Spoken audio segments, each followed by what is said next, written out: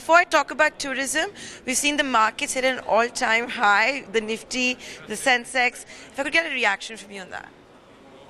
Happy days are probably coming. So, no, I think it's driven more by demand. There's, as you know, a lot of FII money is coming into town, and which is good news. India is still one of the few countries where people are seeing growth and they want to invest here. So then would various companies like yours and the various group companies look at rewarding shareholders when markets hit all these kind of highs?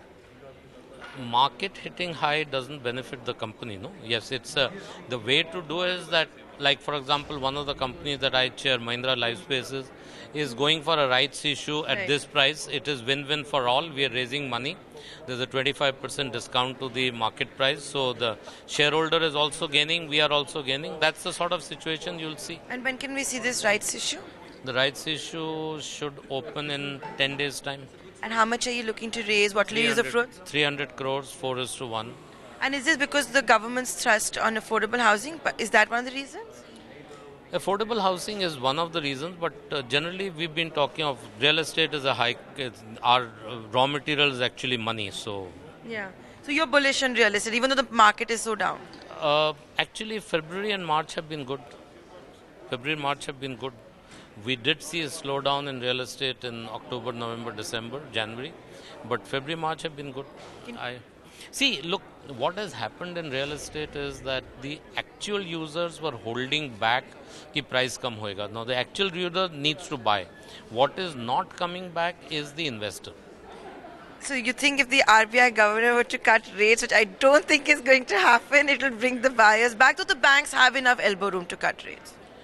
See, look, 90% plus of real estate happens, at least in the middle income and the lower income group, happens on bank financing or housing finance financing. And they look at EMI, they don't look at ticket size. So interest rates have a direct bearing on sales of real estate. Okay, now I want to talk to you about tourism, which is why you're here at this conference. It's being a big overshadow, huge hangover of that Supreme Court liquor ban. We've heard what Amitabh Kant has had to say about 1 million jobs being lost. Do you think it could even be higher? See, there is always, the real estate industry has direct and indirect job effect. So it is going to be higher.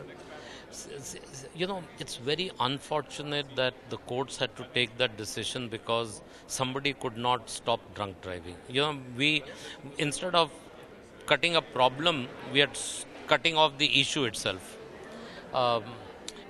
I don't think it is sustainable. Either the courts will have to issue a clarification or something else will happen. You cannot, you walk into any of our major tourist destinations. Majority of the hotels are on the highways. So you are trying to say, I want to stop drunk driving, but are they only serving to drivers? So you think the government, you said this on stage, that the government is also to blame. Why are you blaming the government? The government in court said that don't do this.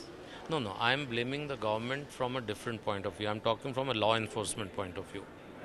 To be very honest, I think we have to first correct ourselves. In India, till you get caught, it is all right.